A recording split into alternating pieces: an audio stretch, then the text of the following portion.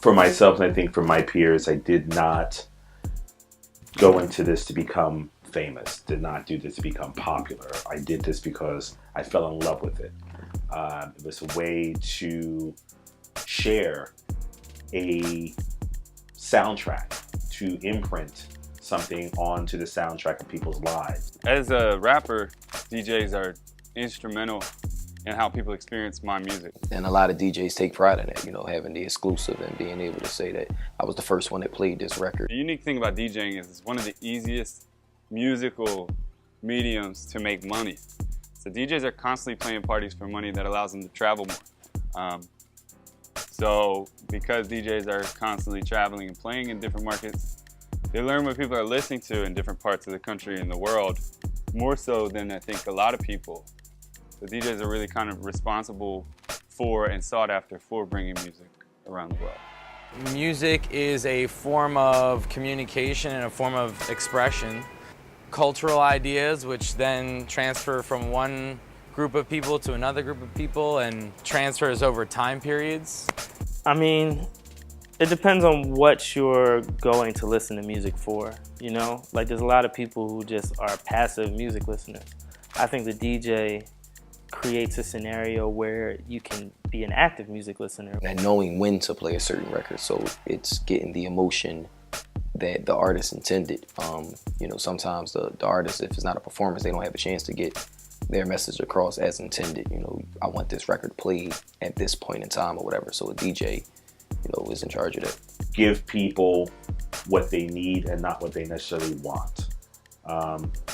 Back when I started, you came to DJs to hear new music, and you still should come to hear DJs to hear new music. I think a lot of the clientele now just want to hear their own personal soundtrack, and therefore they should stay home. But the DJ's job number one is to make people dance, make them socialize in a very antisocial, social media friendly world. Sometimes you're able to take like a couple songs that people know and take songs that people don't know and kind of find a way to connect the dots between all of them so people enjoy them.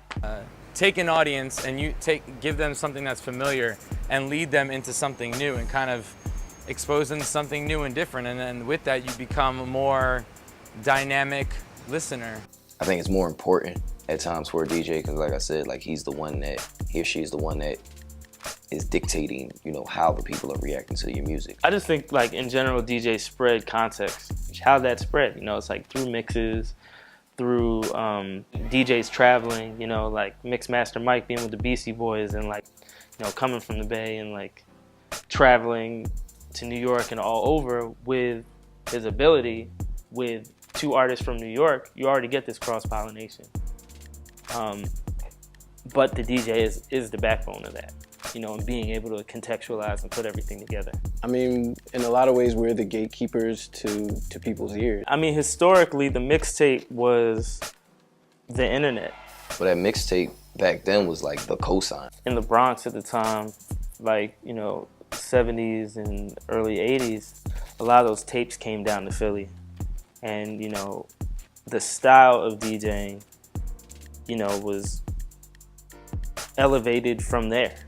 Actually, my first mixtape was on cassette. I just made it in my house, like messing around with a 4-track machine and a record player. And yeah, it was kind of a mixture of a bunch of different types of music. I've actually been doing radio since '96 on Drexel's radio station, WKDU. So I kind of had my name out there and it's built up over the years. Craig Nitty was one of the first DJs to like really spin me on the radio often. Rosenberg has played me a lot at Hot 97. Rich Medina, just in speaking to him, I've gained a lot of knowledge from him about the world, about the industry. DJ Clark Kent, DJ, who else? DJ Enough, for sure, has showed me a lot of love.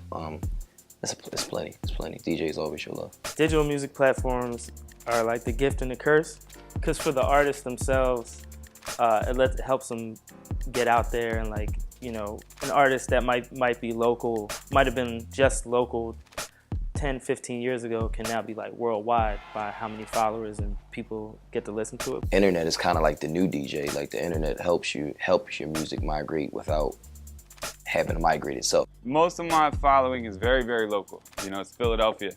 So I was surprised at how far the internet pushed it out and how many listens I'm getting in Canada, whatever, places I've never been. I mean, it's gone everywhere. I've got listeners in Japan, New Zealand, just wherever, places you wouldn't think, Iceland. You know, so. The digital platform creates is kind of more of a democratic medium for people to release and receive music. Well, the streaming service has always been around. It was just called terrestrial radio, you know, and before then, I guess it was called, you know, PA systems where they would play music if you're walking around cities. It's always been there. And we'll look back in 10 years to Spotify being the way of the AM radio ban. So the music has always been there. It may be a lot easier to get, but that's on both ends. It's also easier for me now to get music as a DJ. Before I had to wait for it to be flown in. Now it arrives in my email daily. So it's my job to go out and push new music on people and make them fall in love with things they don't know. You know, a lot of people, you know, may just click on something that looks safe and familiar, right? As far as like, oh, I need to recognize an artist that I've heard or seen a million times, or I need to go with the hits chart that they're giving me because this is the hits. Why would I listen to anything else? So I think if people are willing to fall down the rabbit hole and to discover new music and give themselves time to, oh, okay, I listened to some things I didn't like, but then I also along the way found some new stuff. Those services do provide the ability to discover new music if you're willing to give it the time and be open. I would say Spotify has done an amazing job as far as artist relations and like how they curate their mixes. Like Apple Music and Tidal have done a really great job. I use Spotify the most. I definitely use SoundCloud, and I have a lot of response from SoundCloud, but I also use Mixcloud, which is just strictly for DJ mixes, and then I use Bandcamp to sell music, and sometimes I'll get stuff up on YouTube and things like that. But yeah, SoundCloud's pretty strong. Get the music back in the day, you know, you had to go buy a record, you had to buy a CD or whatever, and you know, it's expensive, and it takes a lot to get the collection and to have the right stuff. But then the you know, digital music, you can go rip everything off of YouTube, or you can go find a whole pile of MP3s from somewhere and have a set and have a collection, and so. I mean, it's easier for people to get in the door, but it's harder for people to really make a name for themselves now. There will always be the nerds, the guys, the girls that do it just because it speaks to them.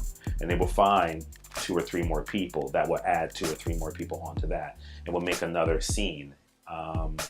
So we've gone from Beating on Rocks to Beethoven to John Bon Jovi to Beyonce. You know, and we will finally find more B's going on into the future.